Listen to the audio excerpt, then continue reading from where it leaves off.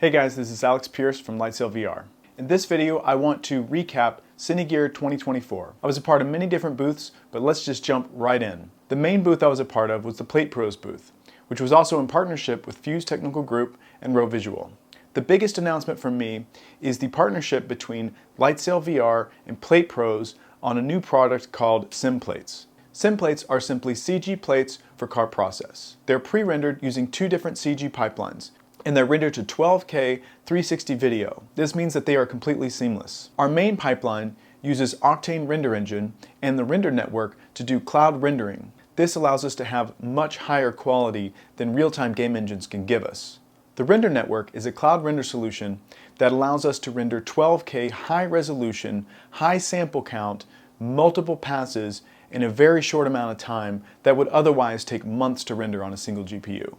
We do all of our advanced compositing, color management, and transcodes in Assimilate Live FX.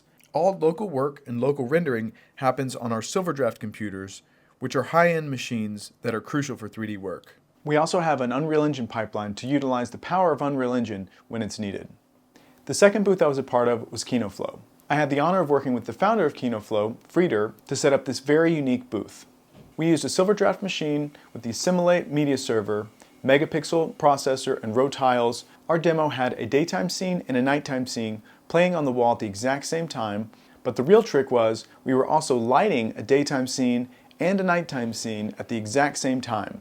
And the new red camera was able to capture both feeds, output them to two different monitors, so as you were sitting in the booth, you could see a daytime scene and a nighttime scene projected on the wall behind you, and the lighting was unique to both. This is something that only the Kino Flo Mimic can do.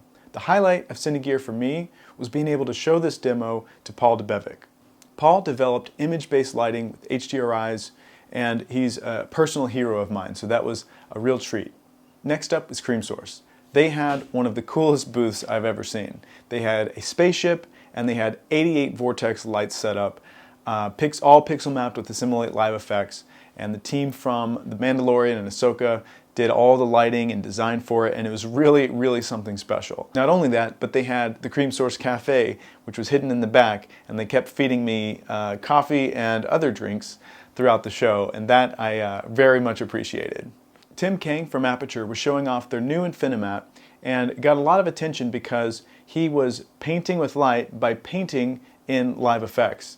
It was a very, very cool demonstration to see. If you haven't got a chance to see it, you should definitely check it out.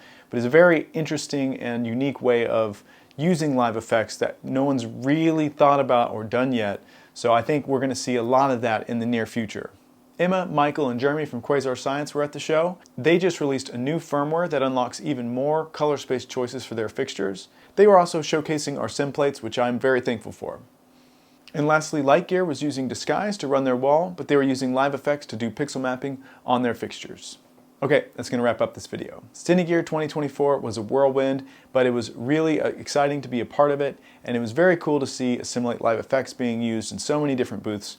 And of course, I'm most excited about these SimPlates. If you haven't seen them yet, make sure to stay tuned. I'll be releasing some very shortly. All right, see you guys in the next video.